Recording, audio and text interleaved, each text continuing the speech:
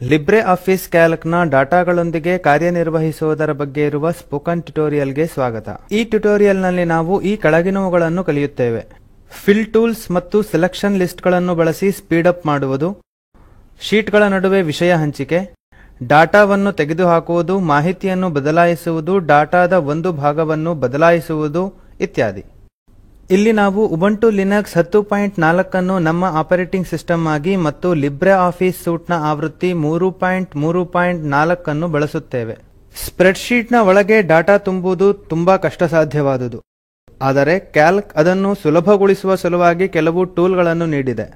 ಇದಕ್ಕೆ ಬೇಕಾಗಿರುವ ಮೂಲಭೂತ ಸಾಮರ್ಥ್ಯವೇನೆಂದರೆ ಮೌಸ್ ಬಳಸಿ ಸೆಲ್ ನ ಕಂಟೆಂಟ್ಗಳನ್ನು ಒಂದು ಸೆಲ್ ನಿಂದ ಮತ್ತೊಂದಕ್ಕೆ ಡ್ರ್ಯಾಗ್ ಮಾಡಿ ಡ್ರಾಪ್ ಮಾಡುವುದು.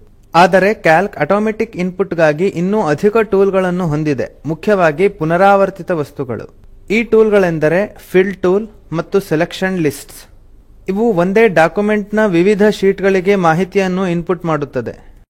ಇವುಗಳ ಬಗ್ಗೆ ನಾವು ಒಂದೊಂದಾಗಿ ತಿಳಿಯೋಣ. ನಾವು personal finance tracker .ods file ಅನ್ನು ತೆರೆಯೋಣ. ಫಿಲ್ ಟೂಲ್ ಎಂಬುದು ಶೀಟ್ ನ ಕಂಟೆಂಟ್ ಅನ್ನು ನಕಲು ಮಾಡಲು ಸುಲಭದ ವಿಧಾನವಾಗಿದೆ. ನಮ್ಮ personal finance tracker .ods file ನಲ್ಲಿ ನಮಗೆ ಕಾಸ್ಟ್ ಹೆಡ್ಡಿಂಗ್ ನ ಕೆಳಗೆ ಇರುವ ಡಾಟಾವನ್ನು ಕಾಪಿ ಮಾಡಬೇಕು ಎಂದುಕೊಳ್ಳಿ. ಹಾಗಾದರೆ ಕಾಪಿ ಮಾಡಬೇಕಾದಂತಹ ಡಾಟಾವನ್ನು ಸೆಲೆಕ್ಟ್ ಮಾಡಲು ಮೊದಲಿಗೆ 6000 ಎಂದು ಎಂಟ್ರಿ ಇರುವ ಸೆಲ್ ನ ಮೇಲೆ ಕ್ಲಿಕ್ ಮಾಡಿ. ಈಗ ಮೌಸ್ ನ ಎಡಭಾಗದ ಬಟನ್ ಅನ್ನು ಒತ್ತಿ ಹಿಡಿದು 2000 ಎಂದು ಎಂಟ್ರಿ ಇರುವ ಸೆಲ್ ನವರೆಗೂ ಎಳೆಯಿರಿ. ಹಾಗೂ ಡಾಟಾವನ್ನು ನಕಲು ಮಾಡಲು ಬೇಕಾದಂತಹ ಸೆಲ್ ಗಳನ್ನು ಆಯ್ಕೆ ಮಾಡಿ. ಈಗ ಲೆಫ್ಟ್ ಮೌಸ್ ಬಟನ್ ಅನ್ನು ಬಿಡಿ. ಮೆನ್ಯು ಬಾರ್ ನಲ್ಲಿರುವ ಎಡಿಟ್ ಆಯ್ಕೆಯನ್ನು ಒತ್ತಿ, ನಂತರ ಫಿಲ್ ಆಯ್ಕೆಯನ್ನು ಒತ್ತಿ. ಪಾಪ್ ಮೆನ್ಯುವಿನಲ್ಲಿ ರೈಟ್ ಆಯ್ಕೆಯನ್ನು ಒತ್ತಿರಿ. ಕಾಸ್ಟ್ ಹೆಡ್ಡಿಂಗ್ ನ ಡಾಟಾವು ಪಕ್ಕದ ಸೆಲ್ ಗಳಿಗೆ ನಕಲು ಆಗಿರುವುದನ್ನು ನೀವು ಗಮನಿಸಬಹುದು. ಬದಲಾವಣೆಗಳನ್ನು ಅಂಡು ಮಾಡೋಣ. ಫಿಲ್ ಟೂಲ್ಸ್ ನಲ್ಲಿ ಇನ್ನೂ ಹೆಚ್ಚಿನ ಉಪಯೋಗಗಳೆಂದರೆ ಅದನ್ನು ಬಳಸಿ ಹಲವು ಸರಣಿಗಳನ್ನು ಡಾಟಾದಂತೆ ಶೀಟ್ಗಳಲ್ಲಿ ತುಂಬುವುದು. ಕ್ಯಾಲ್ಕ್ ವಾರದಲ್ಲಿನ ದಿನಗಳ ಮತ್ತು ವರ್ಷದಲ್ಲಿನ ತಿಂಗಳುಗಳ ಸಂಪೂರ್ಣ ಮತ್ತು ಸಂಕ್ಷಿಪ್ತ ಹೆಸರುಗಳ ಲಿಸ್ಟ್ ಅನ್ನು ಡಿಫಾಲ್ಟ್ ಆಗಿ ನೀಡುತ್ತದೆ. ಬಳಕೆದಾರರಿಗೆ ತಮ್ಮದೇ ಸ್ವಂತ ಲಿಸ್ಟ್ ಅನ್ನು ಸೃಷ್ಟಿಸಲು ಅವಕಾಶ ನೀಡುತ್ತದೆ. ಈಗ ನಾವು ಹೊಸ ಡೇಸ್ ಎಂಬ ಹೆಡ್ಡಿಂಗ್ ನ ಹೆಸರನ್ನು ನಮ್ಮ ಶೀಟ್ ನಲ್ಲಿ ಸೇರಿಸೋಣ. ಇದರ ಕೆಳಗಡೆ ಆಟೋಮ್ಯಾಟಿಕ್ ಆಗಿ ವಾರದ 7 ದಿನಗಳನ್ನು ತೋರಿಸೋಣ. ಡೇಸ್ ಎಂಬ ಹೆಡ್ಡಿಂಗ್ ನ ಮೊದಲ 7 ಸೆಲ್ ಗಳನ್ನು ಆಯ್ಕೆ ಮಾಡೋಣ. ಈಗ ಮೆನ್ಯು ಬಾರ್ ನ ಎಡಿಟ್ ಆಯ್ಕೆ ಒತ್ತಿದ ನಂತರ ಫಿಲ್ ಆಯ್ಕೆಯನ್ನು ಒತ್ತಿರಿ. ಮೆನ್ಯುವಿನಲ್ಲಿ ಸೀರೀಸ್ ಎಂಬ ಆಯ್ಕೆಯನ್ನು ಒತ್ತಿರಿ. ಫಿಲ್ ಸೀರೀಸ್ ಎಂಬ ಹೆಡ್ಡಿಂಗ್ ಇರುವ ಡಯಲಾಗ್ ಬಾಕ್ಸ್ ಅನ್ನು ನಾವೀಗ ಕಾಣಬಹುದು. ಈಗ ಸೀರೀಸ್ ಟೈಪ್ ಎಂಬ ಹೆಡ್ಡಿಂಗ್ ನ ಕೆಳಗಡೆಯ ಆಟೋಫಿಲ್ ಆಯ್ಕೆಯನ್ನು ಒತ್ತಿರಿ. ಸ್ಟಾರ್ಟ್ ವ್ಯಾಲ್ಯೂ ಫೀಲ್ಡ್ ನಲ್ಲಿ ವಾರದ ಮೊದಲ ದಿನವಾದ ಸಂಡೇಯನ್ನು ಟೈಪ್ ಮಾಡೋಣ. ಏರಿಕೆಯ ಮಟ್ಟವನ್ನು ಈಗಾಗಲೇ 1 ಎಂದು ನಿರ್ಧರಿಸಲಾಗಿದೆ. ಈಗ ಓಕೆ ಬಟನ್ ಅನ್ನು ಕ್ಲಿಕ್ ಮಾಡಿ. ಈಗ ಆಟೋಮ್ಯಾಟಿಕ್ ಆಗಿ ದಿನಗಳು ಸೆಲ್ ಗಳಿಗೆ ಸೇರಿರುವುದನ್ನು ನೀವು ಗಮನಿಸಬಹುದು. ನೀವು ಕೇವಲ ವಾರದ ದಿನಗಳನ್ನು, ತಿಂಗಳುಗಳನ್ನು ಅಥವಾ ವರ್ಷಗಳನ್ನು ಮಾತ್ರ ಈ ವಿಧಾನದಿಂದ ತುಂಬಬಹುದು, ಏಕೆಂದರೆ ಅವುಗಳು ಕ್ಯಾಲ್ಕ್ ನಲ್ಲಿ ಪೂರ್ವ ನಿರ್ಧಾರಿತವಾಗಿವೆ. ಅನುಕ್ರಮ ಡಾಟಾಗಳನ್ನು ಆಟೋಫಿಲ್ ಮಾಡುವ ಇನ್ನೊಂದು ವಿಧಾನ ಈ ಮುಂದಿನಂತಿದೆ. ಸೆಲ್ ನಲ್ಲಿ ಸಂಡೇ ಎಂದು ಟೈಪ್ ಮಾಡಿ ಎಂಟರ್ ಒತ್ತಿ. ಇದು ಕಾಲಮ್ ನ ಮುಂದಿನ ಸೆಲ್ ಗೆ ಫೋಕಸ್ ಆಗುತ್ತದೆ. ಈಗ ಸಂಡೇ ಎಂದು ಟೈಪ್ ಮಾಡಿರುವ ಸೆಲ್ ಗೆ ಮರಳಿ. ಈಗ ಸೆಲ್ ನ ತಳಭಾಗದ ಬಲ ಮೂಲೆಯಲ್ಲಿ ಚಿಕ್ಕ ಕಪ್ಪು ಬಾಕ್ಸ್ ಅನ್ನು ಕಾಣುತ್ತೀರಿ. ಮೌಸ್ ಅನ್ನು ಬಳಸಿ ಆ ಬಾಕ್ಸಿನ ಮೇಲೆ ಒತ್ತಿರಿ. ಬಲಬದಿಯ ಡಿಸ್ಪ್ಲೇ ಬಾಕ್ಸ್ ನಲ್ಲಿ ಸ್ಯಾಟರ್ಡೇ ಎಂದು ಕಾಣುವವರೆಗೂ ಕೆಳಗಡೆ ಅದನ್ನು ಡ್ರ್ಯಾಗ್ ಮಾಡಿ. ಮೌಸ್ ಬಟನ್ ಅನ್ನು ಬಿಡಿ. ಸೆಲ್ಗಳು ಆಟೋಮ್ಯಾಟಿಕ್ ಆಗಿ ವಾರದ ದಿನಗಳಿಂದ ತುಂಬುತ್ತವೆ. ಈ ವಿಧಾನವು ಎಲ್ಲಾ ಅನುಕ್ರಮ ಡಾಟಾಗಳಿಗೆ ಅನ್ವಯಿಸುತ್ತದೆ. ಈಗ ಬದಲಾವಣೆಗಳನ್ನು ಅಂಡು ಮಾಡೋಣ. ಸಂಖ್ಯೆಗಳಿಗೆ ಆರಂಭ, ಮುಕ್ತಾಯ ಮತ್ತು ಇನ್ಕ್ರಿಮೆಂಟ್ ವ್ಯಾಲ್ಯೂವನ್ನು ಸೇರಿಸುವ ಮೂಲಕ ಒನ್ ಟೈಮ್ ಫಿಲ್ ಸೀರೀಸ್ ಗಳನ್ನು ನಾವು ತಯಾರಿಸಬಹುದು. ಇದನ್ನು ಮಾಡಿ ನೋಡಲು ಮೊದಲು ನೀವು ಈಗಾಗಲೇ A1 ರಿಂದ A7 ರವರೆಗೂ ತುಂಬಲಾದ ಕ್ರಮ ಸಂಖ್ಯೆಗಳನ್ನು ಡಿಲೀಟ್ ಮಾಡೋಣ.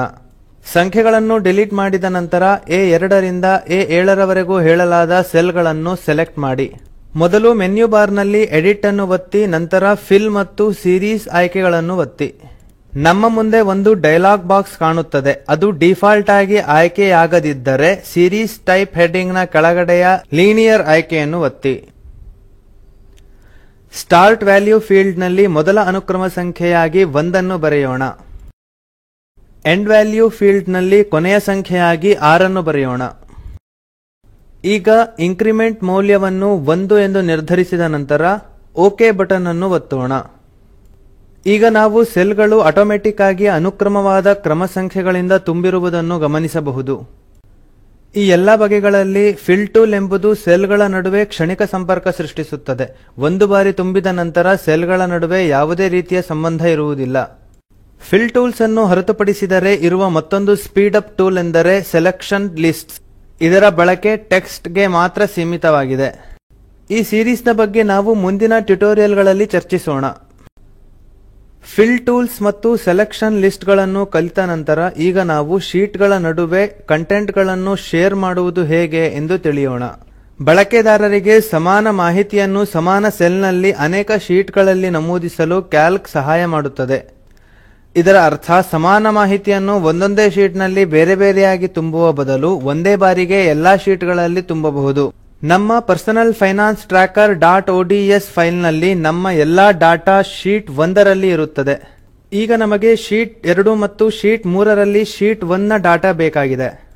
ಆದ್ದರಿಂದ ಮೆನ್ಯು ಬಾರ್ ನ ಎಡಿಟ್ ಆಯ್ಕೆಯನ್ನು ಒತ್ತಿ ನಂತರ ಶೀಟ್ ಆಯ್ಕೆಯನ್ನು ಒತ್ತಬೇಕು.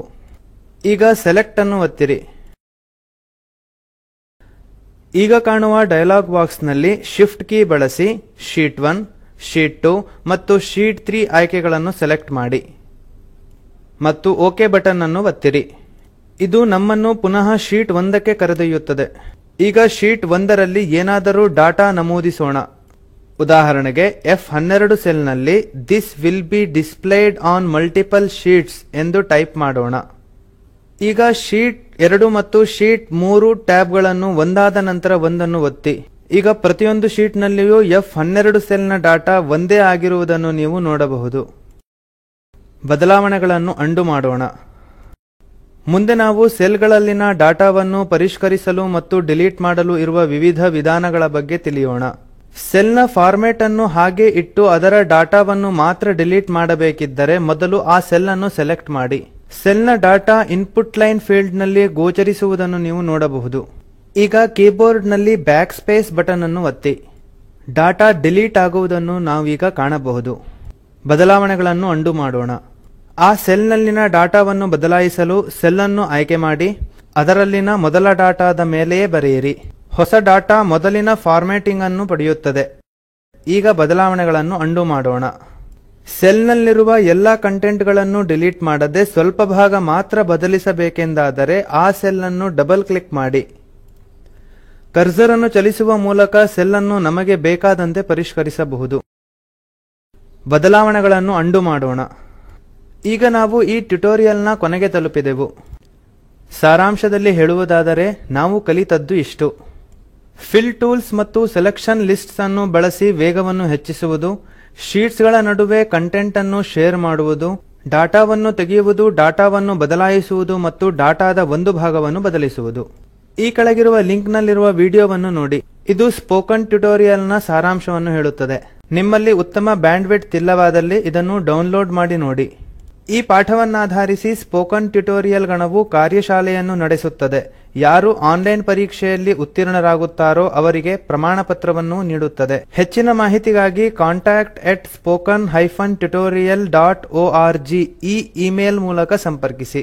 ಈ ಪಾಠವು ಟಾಕ್ ಟು ಅ ಟೀಚರ್ ಎಂಬ ಪರಿಯೋಜನೆಯ ಭಾಗವಾಗಿದೆ. ಈ ಪ್ರಕಲ್ಪವನ್ನು ರಾಷ್ಟ್ರೀಯ ಸಾಕ್ಷರತಾ ಮಿಷನ್ ICT MHRD ಭಾರತ ಸರ್ಕಾರ ಎಂಬ ಸಂಸ್ಥೆಯು ಸಮರ್ಥಿಸಿದೆ.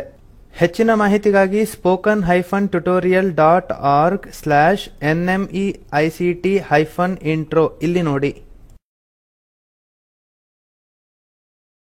ಈ ಟ್ಯುಟೋರಿಯಲ್ ದೇಸಿಕ್ರೀವ್ನ ಕೊಡುಗೆಯಾಗಿದ್ದು ಇದರ ಪ್ರವಾಚಕ ವಾಸುದೇವ IIT ಬಾಂಬೆ. ಧನ್ಯವಾದಗಳು.